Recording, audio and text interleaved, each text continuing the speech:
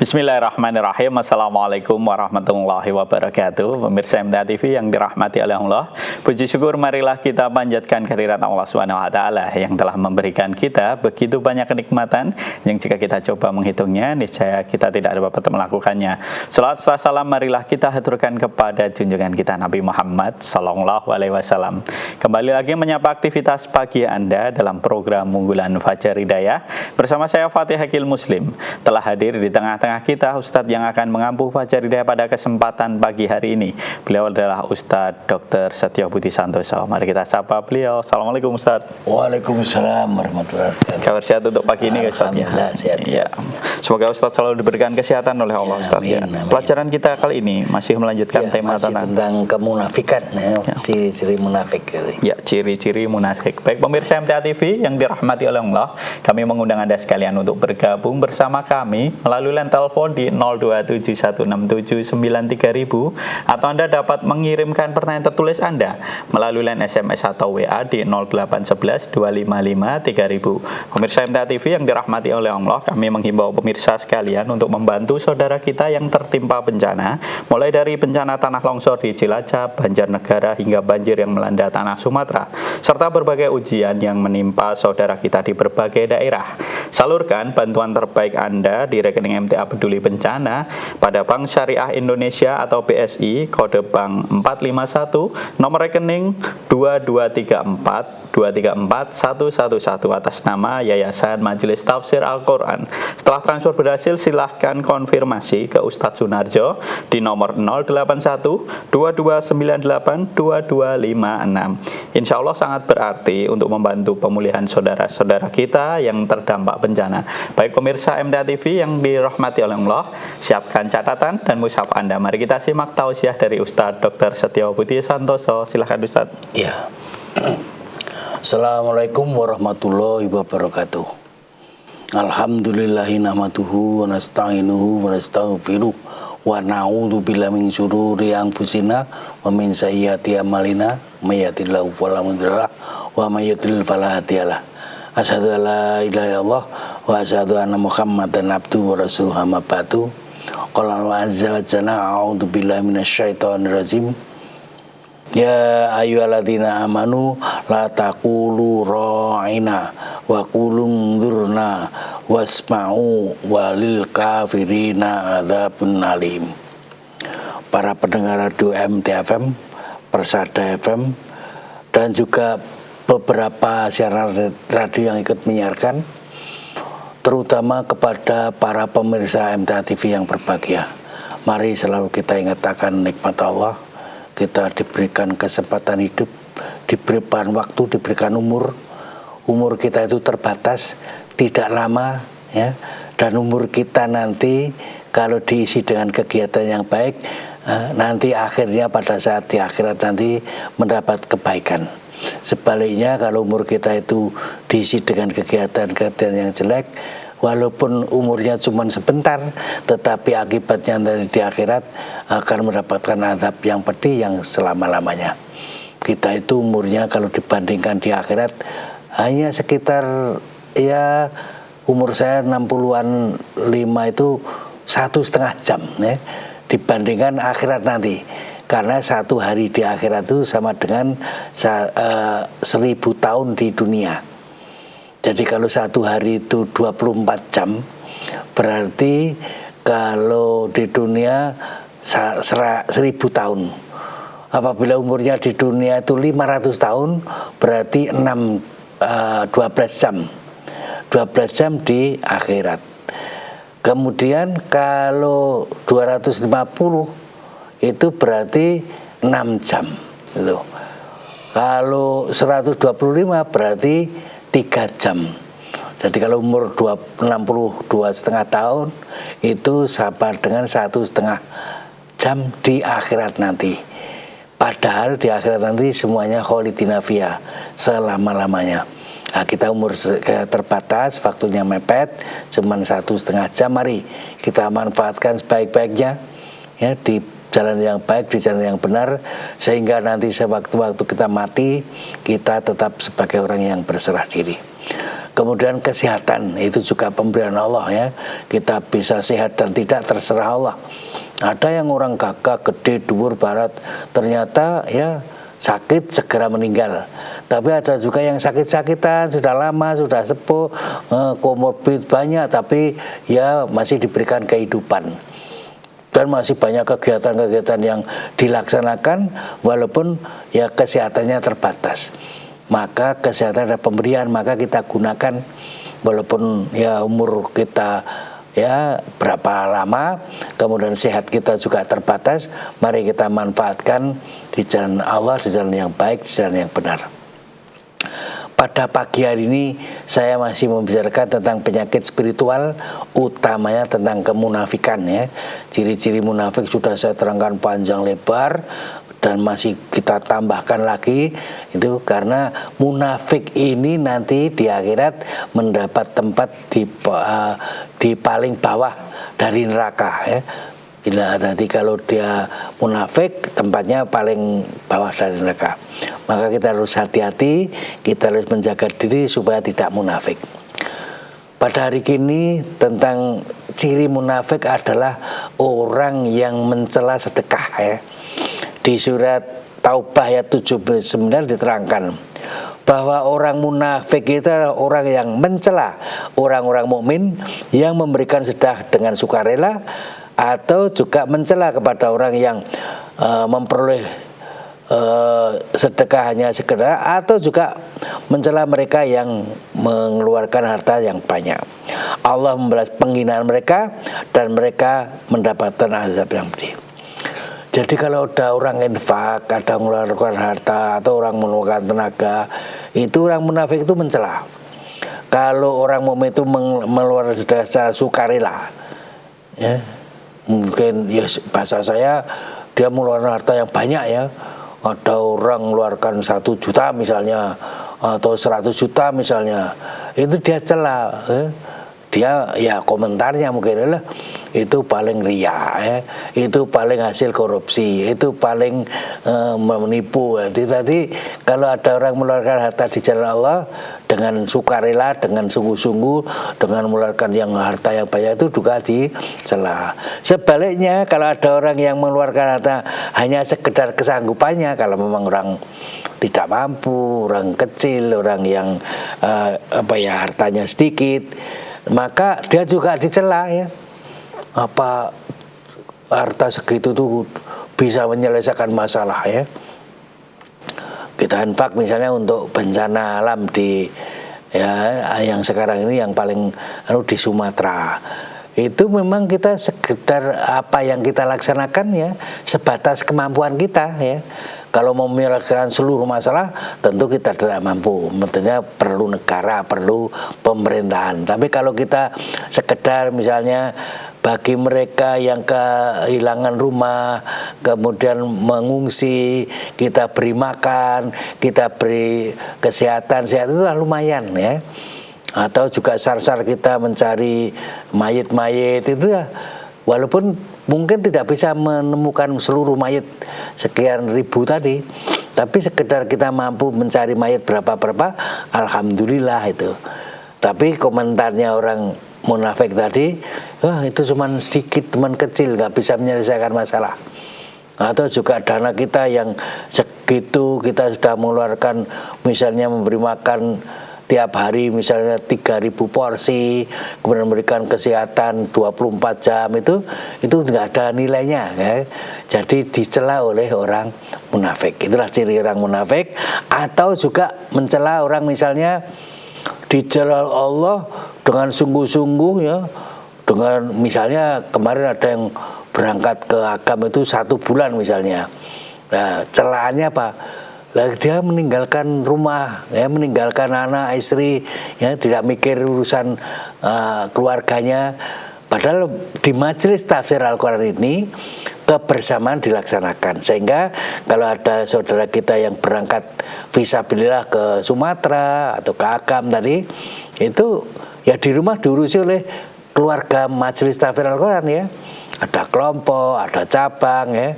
Kalau ada anak yang perlu diantar, kalau ada ya ekonomi kurang orang lancar ya diberi maksimal gitu. Tapi dicela padahal dia sungguh-sungguh di jalan Allah.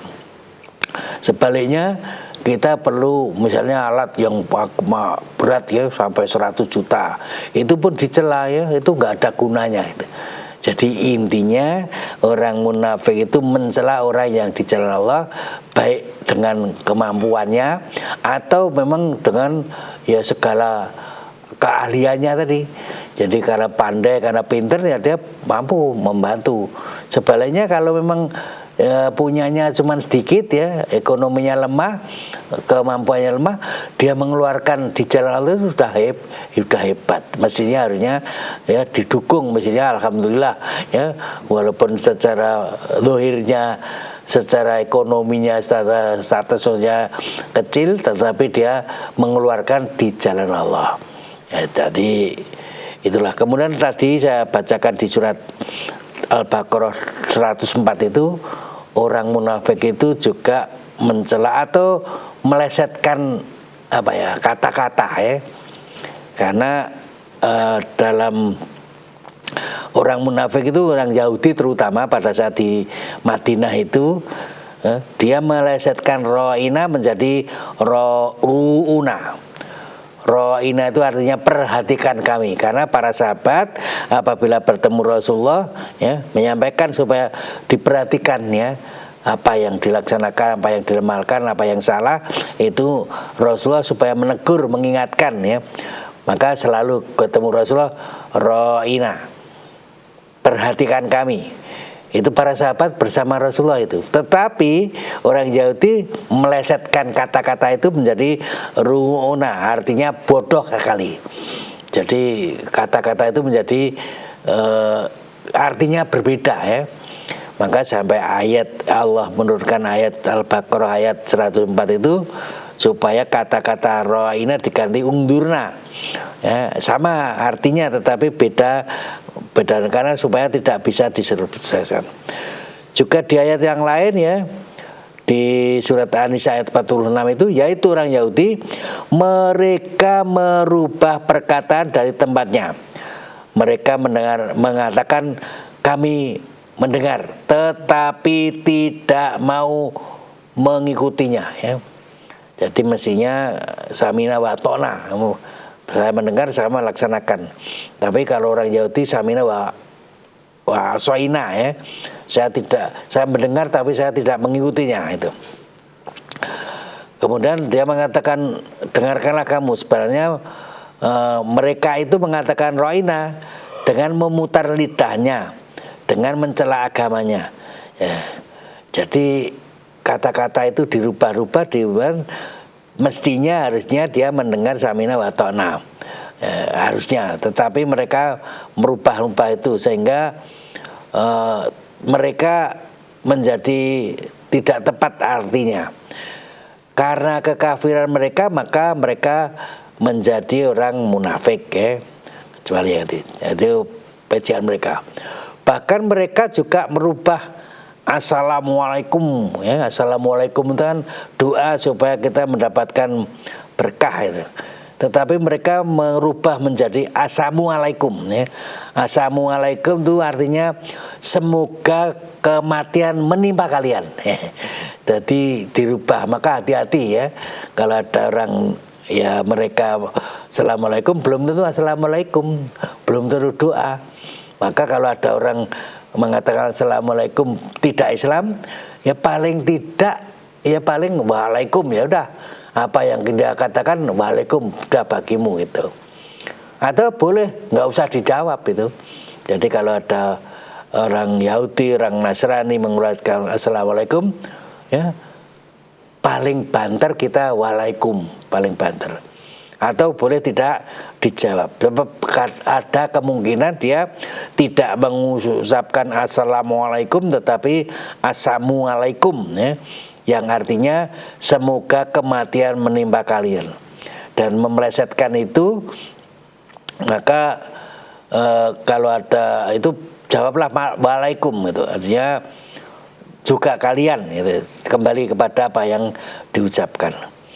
Nah ini ajakan kaum munafik menyebabkan mereka sahabat-sahabat itu ya saling diajak lah, terutama kalau orang kaya raya dulu itu dikatakan oh ini punya pesugihan ya, ini pesugihannya ini dan itu. Jadi dibenturkan antara orang kaya dan orang miskin itu. Kalau ada orang miskin, paling itu nggak mau kerja ya, paling itu malas, itu paling itu padahal memang sudah berusaha tetapi penghasilannya hanya terbatas. Ada yang kaya raya itu paling punya ya itu, jadi dibenturkan sehingga mereka kalau mendapatkan harta yang banyak ya dituduh jelek, kalau tidak mempunyai harta pun juga dituduh jelek gitu. Walaupun dia rajin sholat, dia juga rajin berusaha tuh. Tapi kalau ada yang kerja sungguh-sungguh ya, kemudian kalau dia mengeluarkan harta yang banyak dikatakan riya, kalau mengeluarkan harta sedikit dikatakan pelit atau dikatakan bakhil itu. Jadi semuanya menjadikan mereka gitu. Dulu bahkan orang munafik di Madinah itu memberikan pelajaran kepada orang-orang di Madinah ya, mengatakan janganlah kamu memberikan pembelanjaan kepada orang-orang di sisi Rasulullah supaya mereka bubar ya. Padahal oleh Rasulullah ya, yang namanya orang Muhajirin dan Ansar itu sudah dipersaudarakan ya. Mereka itu datang ke Madinah, Muhajirin diterima orang Ansar dengan sukarela ya. Bahkan orang Ansar itu mengeluarkan hartanya apa yang dimaui oleh para sahabat Muhajirin tadi. Tapi orang munafik itu mengatakan jangan diberi itu oleh apa yang bersama Rasulullah itu, orang Muhajirin itu. Akhirnya mereka paling ya nanti pulang ya, tidak diberi pelayanan, tidak diberi makanan dan sebagainya. Akhirnya mereka pulang ya. Padahal kepunyaan Allah lah perbendaan langit dan bumi, dan orang munafik itu tidak paham. Padahal Allah itulah yang memberikan rezeki. Jadi bukan berarti kalau orang mendermakan banyak itu akan menjadi miskin, enggak. Orang yang bersedekah banyak itu menjadi miskin, enggak. Itu. Jadi mereka itu orang munafik mengatakan sesungguhnya kita telah kembali nanti pada saat setelah perang itu datang kepada benar-benar orang kuat akan mengusir kepada orang yang lemah daripadanya. Jadi di apa ya, antara orang miskin dan orang kaya itu ya seolah-olah akan terjadi percekcokan. Nah, kalau di Indonesia ada namanya ya istilahnya perusahaan itu, mestinya antara perusahaan bosnya ataupun karyawan itu menjadi satu kesatuan. Ya, tidak dipertentangkan antara kaya dan miskin, tidak dipertentangkan antara bos dan warga atau karyawannya. Lah orang-orang munafik itulah yang membuat pertentangan antara orang kaya dengan orang miskin, antara orang bersedekah banyak maupun bersedekah sedikit sebatas kemampuan. Jadi harusnya semuanya akan diterima Allah itu. Dalam riwayat, ketika kami diperintahkan untuk bersedekah, kami menjadi kuli angkut. Ya, ini ada sahabat yang pada saat diperintahkan oleh Rasulullah untuk bersedekah, dia pada itu menjadi kuli angkut. Kami bersedekah dari upah pekerjaan kami. Lalu Abu Akil bersedekah dengan setengah syok. Seseorang membawa sedekah sedikit lebih banyak daripada itu. Akhirnya orang munafik berkata, sesungguhnya Allah tidak membutuhkan sedekahnya orang ini karena cuma sedikit itu. Mereka hanya tidak ada nilainya sama sekali ya. Kita membeli tanah seharga sekian miliar, ada orang sedekahnya 10.000, hanya 100.000, itu ya tidak punya nilai itu. Padahal kalau 100.000 10.000 bersama-sama banyak orang dapat uang miliar itu. Maka mestinya ada orang tadi karena kuli angkut, dia bersedekah sebatas kemampuannya, maka orang munafik mencela. Tapi sebenarnya bukan begitu. Mestinya harusnya dia ikhlas pada Allah walaupun sedikit dilipat gandakan oleh Allah. Sebaliknya, kalau ada orang yang mengeluarkan harta yang banyak, maka dia orang munafik mengatakan, kita pamer, riak ya. Maka turunlah ayat tadi, yang mencela itu adalah orang munafik. Ya. Orang munafik itu yang mencela orang yang bersedekah. Tuh, hadis riwayat Muslim. Menurut riwayat yang lain, Rasulullah akhirnya ini memang marfu ya. Orang mukmin itu bukan orang yang suka mencela, bukan orang yang suka melaknat, bukan orang yang berperangai jahat, dan bukan pula yang berlidah kotor ya. Ini cirinya orang munafik dan orang Islam, orang mukmin itu. Jadi kalau orang mukmin itu tidak mungkin mencela ya, tidak mungkin suka melaknat, tidak mungkin suka berperangai buruk, atau tidak mungkin berlidah kotor itu. Sebaliknya kalau orang munafik itu ya sukanya mencela, ya, maidu ya, atau suka melaknat, atau suka berperangai jahat dan berlidah kotor. Bahkan Rasulullah dalam sabdanya, suatu sedekah tidak akan mengurangi harta. Ini keyakinan kita ya. Kalau kita bersedekah jangan merasa wah nanti akan miskin macam itu. Karena Rasulullah bersabda bahwa sedekah itu tidak akan mengurangi harta. Allah tidak akan menambah kepada orang yang suka memberi itu kecuali suka memberi maaf kepada seorang kecuali kemuliaan. Jadi orang yang memberi maaf kepada orang lain itu akan mendapat kemuliaan dari Allah. Dan seseorang tidak akan merendahkan dirinya karena Allah kecuali orang mengangkat orang menjadi mulia ya. Jadi rendah diri bukan rendah hati ya, rendah hati itu karena Allah maka akan menjadi mulia. Bahkan yang paling jelek orang yang mencela karena urusan zakat ya.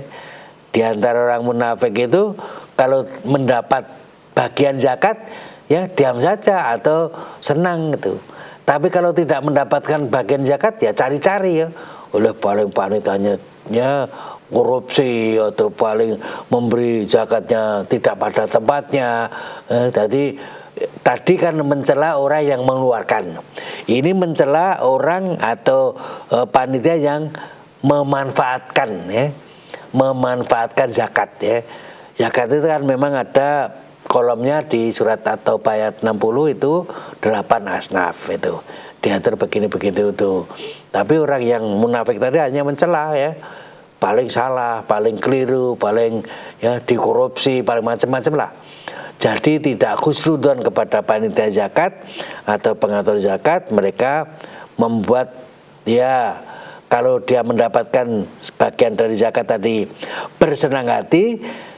Tapi kalau dia tidak mendapatkan atau tidak kebagian maka serta-merta mereka menjadi marah. Ini surat At-Taubah ayat 29. Ya saya kira itu saja yang saya sampaikan. Intinya pada pagi hari ini ciri orang munafik itu orang yang mencela orang yang mengeluarkan harta di jalan Allah atau juga mengeluarkan tenaga di jalan Allah, mengeluarkan waktunya untuk fisabilillah, baik sedikit maupun banyak ya. Kalau banyak dikatakan riya, kalau sedikit dikatakan tidak ada apa-apanya.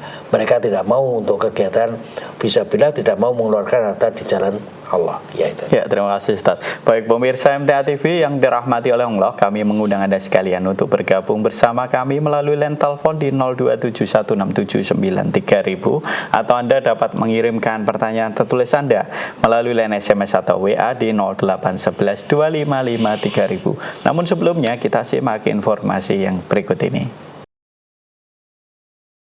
Bismillahirrahmanirrahim. Pemirsa MTA TV yang dirahmati oleh Allah, kita kembali lagi dalam program Unggulan Fajar Hidayah. Pagi ini bersama dengan Ustadz Dr. Setiobudi Santoso. Kami mengundang pemirsa sekalian untuk bergabung bersama kami melalui line telepon di 02716793000 atau Anda dapat melakukan panggilan WA di 08112553000. Untuk kesempatan pertama kita sapa pemirsa yang telah terhubung. Halo, assalamualaikum. Waalaikumsalam. Ya, dari siapa di mana? Bapak Mustafa. Ya, silakan Pak Mustafa. Assalamualaikum warahmatullahi wabarakatuh. Saya Putih. Waalaikumsalam warahmatullahi wabarakatuh. Pak Mustafa, mari silakan.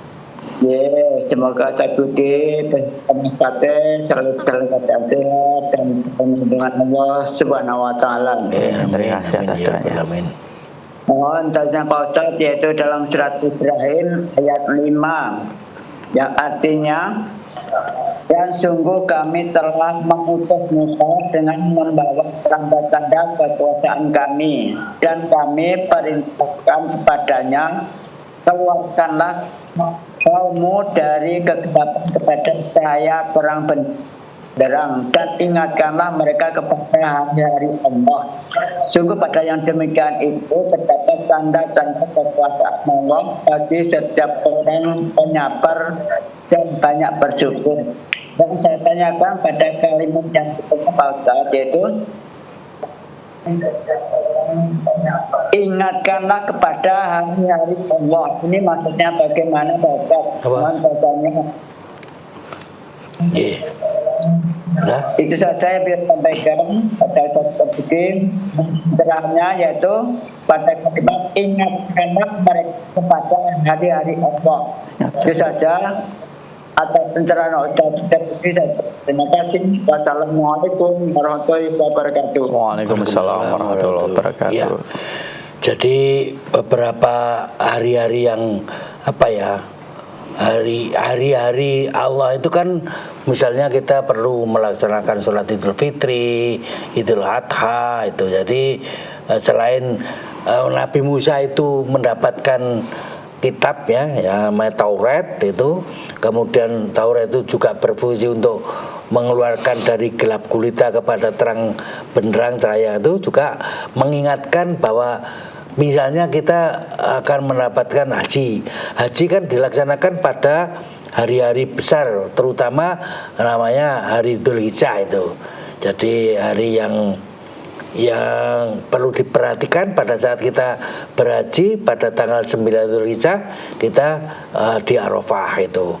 Kemudian pada saat Idul Adha kita menyembelih korban pada tanggal 1 tanggal 10 Hijjah, kemudian juga hari raya yang lain. Jadi hari-hari Allah yang perlu dibesarkan ya, kita mengingat akan kebesaran Allah, kita ingatkan supaya kita tetap di jalan Allah pada saat hari-hari tersebut ya. Kita membesarkan, bertakbir kepada Allah, kita melaksanakan sholat Idul Fitri, Idul Adha dan sebagainya. Jadi hari-hari Allah itu pada saat kita perlu melaksanakan ibadah kepada Allah ya, yang diingatkan tentang pada saat itu kita siapkan itu. Ya, itu. Ya, terima kasih Ustaz. Baik pemirsa MTA TV yang dirahmati oleh Allah, silahkan bagi Anda yang ingin bergabung melalui line telepon di 02716793000. Kita sapa pemirsa selanjutnya. Halo, Assalamualaikum. Waalaikumsalam warahmatullahi wabarakatuh. Ya, dari siapa, di mana? Dari Ibu Mudrikah, Bengkulu Utara. Ya, silahkan Ibu. Ya. Assalamualaikum warahmatullahi wabarakatuh, Ustaz. Waalaikumsalam warahmatullahi wabarakatuh. Mari Ibu. Ya, terima kasih. Kini setelah kami mendengarkan kajian sekilas tadi, bahwa Bapak menjelaskan tentang 1 hari di akhirat sama dengan 1000 hari di dunia. Ya. Mohon ditunjukkan surat Quran surat apa, ayat berapa. Terima kasih. Assalamualaikum warahmatullahi wabarakatuh.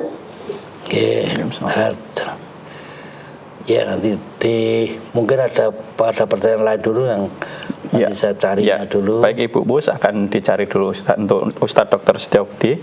Baik pemirsa MTA TV yang dirahmati oleh Allah, kami masih mengundang pemirsa sekalian untuk bergabung bersama kami melalui line telepon di 02716793000, atau Anda dapat melakukan panggilan WA di 08112553000. Kita sapa pemirsa selanjutnya Ustadz, sepertinya masih ada yang bergabung. Halo, Assalamualaikum. Waalaikumsalam warahmatullahi wabarakatuh. Ya, dari siapa, di mana? Dari Pak Jaya Cilacap. Ya, silahkan Pak Jaya. Assalamualaikum warahmatullahi wabarakatuh, Ustaz. Waalaikumsalam Ya. warahmatullahi wabarakatuh. Di sini saya akan bertanya di luar tema, hubungannya dengan surat ketiga ayat 19. Kaitannya dengan yakfur ingkar begitu Ustaz. Nah, Ayat yang 3. dimaksud ingkar itu mengingkari seluruhnya Al-Quran, itu jelas-jelas ingkar. Lalu bagaimana ada yang mengingkari sebagian atau bahkan sedikit, itu bagaimana Ustadz? Mohon pencerahannya, penjelasannya. Terima kasih. Wassalamualaikum warahmatullahi wabarakatuh. Ya, terkait surat Al-Imran ayat 19 Ustaz. Jadi yang namanya kita masuk Islam harus secara kafah, secara keseluruhan. Jadi kalau mengingkari sebagian dan mengingkari semuanya itu sama saja. Jadi tidak boleh kita mengingkari satu, dua, sedikit, banyak itu. Jadi kalau kita mengingkari sebagian dari ayat-ayat Allah, sama juga mengingkari semuanya. Jadi baik sedikit maupun banyak. Artinya kalau mengingkari hanya sebagian dari ayat itu juga mengingkari seluruhnya. Tidak artinya tidak mempercayai Al-Quran secara keseluruhan itu. Maka kalau mestinya kita masuk Islam itu secara kafah, secara keseluruhan itu. Okay. Ya, kita ke pertanyaan tertulis Ustadz dari Pak Trisno yang ada di Purwodadi Ustadz. Ustadz, apakah orang munafik itu sejatinya orang kafir Ustadz? Iya, kalau kita namanya dibagi dua itu kan antara anak iman dan kafir. Lah kafir itu banyak ya. Namanya musyrik itu juga masuk kafir, namanya munafik itu masuk kafir, orang zindik masuk kafir. Jadi walaupun berbeda-beda sifatnya, tetapi pada akhirnya juga mereka orang kafir. Kalau pembagiannya mukmin, karena adanya itu orang itu hanya mukmin dan kafir hanya itu. Mutakin dan kafir. Kalau semua golongan yang ingkar-ingkar tadi termasuk munafik, kita bisa dimasukkan dalam kafir itu masuk gitu. Iya bisa. Ya, kita ke pertanyaan selanjutnya Ustadz dari Lora Pondak di Kota Mobagu Sulut. Apabila kita lupa baca doa setelah wudhu Ustadz, tapi baru ingat di saat sedang sholat, apakah sholat kita itu hilang dan dimulai lagi Ustadz? Mohon tausiahnya. Kalau doa sudah wudhu itu tidak wajib. Artinya kalau lupa ya tidak apa-apa, sah saja. Jadi sholat itu tidak perlu diulang lagi, tidak perlu, karena memang itu doa sesudah wudhu itu hukumnya sunnah. Jadi kalau kita lupa tidak membatalkan wudhunya, artinya dianggap saya tidak wudhu karena saya lupa membaca doa setelah wudhu. Jadi tidak perlu membatalkan sholatnya, tetap sholat saja nggak apa-apa. Ya. Tadi di surat Al-Hajj ya, ayat 47 ya. Jadi mereka mengazab itu di sisi Allah, nanti di akhirat nanti sesungguhnya sehari di sisi Tuhanmu seperti 1000 tahun menurut perhitunganmu ya. Di surat Al-Hajj ayat 47 ya. Jadi di sisi Allah bahwa satu hari kadarnya 1000 tahun. Atau juga di surat Sajdah ya, ayat 5 ya. Jadi Allah mengatur urusan langit dan bumi, dan satu hari kadarnya adalah 1000 tahun menurut perhitunganmu. Satu hari di akhirat nanti kadarnya 1000 tahun menurut perhitunganmu. Jadi ada dua surat ya, di surat Al-Hajj ayat 47 dan di surat Sajdah ayat 5. Ya, baik pemirsa MTA TV yang dirahmati Allah, kami masih mengundang Anda sekalian untuk bergabung bersama kami melalui line telepon di 02716793000 atau Anda dapat melakukan panggilan WA di 08112553000. Kita sapa pemirsa selanjutnya. Halo, assalamualaikum. Halo, assalamualaikum. Waalaikumsalam warahmatullahi wabarakatuh. Ya, dari siapa, di mana? Dari Hendy di Banten. Ya, silakan Pak Hendy. Assalamualaikum Ustaz. Waalaikumsalam warahmatullahi wabarakatuh. Mari. Mohon penjelasannya Pak Ustaz. Quran surat Al-Hujurat ayat yang pertama yang Maksudnya itu di situ terangkan jangan mendahului Allah dan Rasulnya. Mohon penjelasannya. Terima kasih. Assalamualaikum warahmatullahi wabarakatuh. Waalaikumsalam warahmatullahi wabarakatuh. Jadi kalau kita melaksanakan suatu amal harus jangan sampai berdasarkan hawa nafsu, berdasarkan kemampuan sendiri, berdasarkan angan-angannya, tetapi harus mendasari ketentuan Allah dan Rasulnya. Maka jangan sampai mendahului Allah dan Rasulnya dalam segala hal ya, dalam setiap kegiatan. Apalagi urusan ibadah. Urusan ibadah itu hanya khusus hanya mencari perintahnya Allah dan hanya mencari contohnya Rasulullah, hanya itu. Tidak boleh kita kreatif ya, tidak boleh kita cari-cari gitu. Tadi kalau urusan ibadah itu hanya ibadah madhah itu harus mencari dasarnya, dalilnya. Kemudian dalam kehidupan sehari-hari pada akhirnya semuanya dibolehkan kecuali yang dilarang ya. Lah larangan Allah harus diperhatikan, larangan Rasul harus diperhatikan di dalam kehidupan. Kan kita memang ada dua, hablum minallah, hubungan kepada Allah, hablum minanas. Nah kalau dalam hablum minanas kita mencari larangannya ya. Yang dilarang apa? Ada urusan ekonomi, urusan politik, urusan kesehatan, urusan apa saja, urusan keduniawian ya, kita cari larangannya.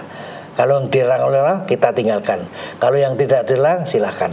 Kalau urusan ibadah, urusan hablum minallah, kita harus mencari contohnya, harus mencari perintahnya.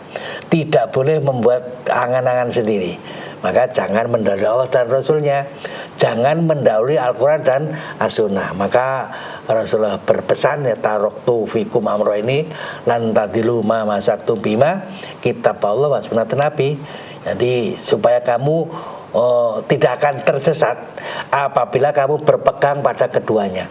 Tapi kalau kamu tidak berpegang pada keduanya, kamu pasti akan tersesat, yaitu Al-Quran dan As-Sunnah itu. Jadi jangan mendahului Allah dan Rasulullah di situ artinya jangan menurut angan-anganmu, jangan menurut hawa nafsumu, tetapi harus mendasari dari ketentuan Allah dan Rasul. Ya, kita ke pertanyaan selanjutnya Ustadz. Ini dari hamba Allah. Ustadz, kenapa di setiap tahun bahkan di program MTA TV kita selalu membahas tentang tahun baru Masehi? Bukankah umat Islam itu punya tahun baru sendiri, yaitu tahun baru Hijriah? Kenapa kita tidak abaikan saja pergantian tahun Masehi, kita ramaikan tahun baru Hijriah? Jadi seolah-olah kita selalu diingatkan tentang tahun baru Masehi. Sebaiknya kita membiasakan segala sesuatu dengan syariat Islam, Ustadz. Mohon tausiahnya. Kalau kita memberi pelajaran tentang tahun baru Masehi, itu di akhir tahun biasanya kita mengingat muhasabah, menghitung-hitung amal kita ya, sehingga kita perhatikan kita itu pada hakikatnya jangan sampai ada tahun baru itu dengan sukacita, dengan berhambur-hamburkan uang, dengan pakai mercon, pakai kembang api, tapi kita muhasabah, menghitung-hitung ya amal kita ya, kita evaluasi, karena pada hakikatnya bertambah tahun itu kaplingan kita di dunia berkurang ya. Lama kita di dunia menjadi berkurang, maka kita harus isi dengan kegiatan yang baik. Maka diingatkan ini tahun baru Hijriah. Lah bukan tahun Hijriah, tahun baru Masehi. Apakah tahun baru Masehi itu tahun Masehi itu tidak diperuntukkan oleh Islam? Apa Islam itu hanya tahun baru Hijriah saja? Tidak. Islam itu menggunakan dua-duanya. Islam itu menggunakan Masehi maupun Hijriah. Memang pada saat Rasulullah itu datang belum ada tahun baru ya. Tahun baru Hijriah belum ada. Perhitungan Hijriah belum ada. Tapi perhitungan Hijriah sudah diperlukan, tapi belum ada tahun. Belum ada perhitungan tahun. Pada saat itu yang dipakai adalah tahun Masehi ya. Yang terutama tahun itu sudah ada tahun Masehi sebelumnya, dan kedua-duanya kita pakai ya. Ada istilah yang namanya Komariah dan Samsiah ya. Komariah adalah tahun yang berdasarkan bulan ya. Komariah adalah menghitung waktu berdasarkan bulan. bulan itu mengitari bumi, namanya tahun Komariah. Kemudian Samsiah adalah menghitung berdasarkan matahari. Bumi itu mengitari matahari. Ya, dalam satu tahun ada 365 ya. Itu bumi mengitari matahari. Kemudian bulan mengitari bumi itu 354. Jadi dua-duanya dipakai untuk Islam. Contoh, kita melaksanakan sholat ya. Kita sholat subuh itu pakai Samsiah, pakai perhitungan matahari. Sholat zuhur melihat matahari di mana ya. Sholat asar matahari di mana, pakai perhitungan Samsiah. Kemudian kalau kita sholat Idul Fitri pada saat tanggal 1 Syawal, pakai perhitungan Komariah ya. Kita Idul Adha pakai perhitungan Komariah. Kita melaksanakan ya sholat Idul Fitri Idul Adha pakai Komariah. Kita melaksanakan haji ya, tanggal 9 Dzulhijjah pakai Komariah tanggalnya. Tetapi kita wukufnya di Arafah pakai Samsiah, melihat matahari di siang hari. Jadi kita puasa Ramadan. Puasa Ramadan itu pakai Komariah, bulan Ramadan Komariah. Tetapi kita sahur pakai perhitungan Samsiah ya. Kemudian kita berbuka itu melihat matahari pakai perhitungan Samsiah. Jadi dua-duanya dipakai dalam Islam. Jadi kalau ada perhitungan Masehi itu kita pakai juga, ada Isnin, Salasa, Arba'ah itu ada. Kemudian juga kita melaksanakan ibadah dua-duanya. Maka jangan sampai seolah-olah loh kalender Islam itu hanya Komariah saja. Tidak. Samsiah pun atau Masehi itu kita pakai karena kita oleh Allah diperhitungkan adanya, kita sebagai umat Islam kan tahu ternyata matahari itu ya mengitari bumi atau bumi mengitari matahari. Ternyata bulan itu mengitari bumi. Itulah sehingga umat Islam itu tahu ilmu perbintangan, ilmu matahari dan sebagainya. Jadi dua-duanya dipakai dalam Islam ya. Ya, itu tadi pertanyaan terakhir Ustadz pada Fajar Hidayah kali ini. Sebelum diakhiri mungkin ada penekanan terkait materi. Ya, jadi pada pagi hari yang paling utama tentang kemunafikan ya. Munafik termasuk kekafiran, dan ciri pada saat ini adalah orang yang mencela sedekah atau bahkan orang mencela zakat ya. Artinya pengeluaran zakat itu tadi tidak tepat ataupun itu salah dan sebagainya. Padahal dia tidak mengelola, tapi dia hanya mencela. Kalau orang mengeluarkan sedekah banyak ya dicela, orang mengeluarkan harta yang sedikit sebatas kemampuannya juga dicela. Itu sifat orang munafik. Dan sampai kita punya sifat seperti itu karena termasuk golongan orang munafik. Ya, terima kasih Ustaz atas tausiahnya pada kesempatan pagi hari ini. Semoga kita dapat terjauh ya dari sifat-sifat kemunafikan. Ya. Assalamualaikum warahmatullahi wabarakatuh. Waalaikumsalam warahmatullahi wabarakatuh. Baik pemirsa MTA TV yang dirahmati oleh Allah, itu tadi program unggulan Fajar Hidayah pada kesempatan pagi hari ini bersama dengan Ustadz Dr. Setio Budi Santoso. Kami mohon maaf untuk pemirsa yang sudah mengirimkan pertanyaan tertulis, belum bisa kami bacakan semuanya karena keterbatasan waktu. Insya Allah akan dijawab di kajian-kajian mendatang. Jadi selalu simak kajian yang ada di MTA TV. Saya Fatih Akil Muslim beserta kru yang bertugas menundur diri. Alhamdulillahirabbil alamin. Subhanaka Allahumma wa bihamdika asyhadu alla ilaha illa anta astaghfiruka wa atubu ilaik. Wassalamualaikum warahmatullahi wabarakatuh.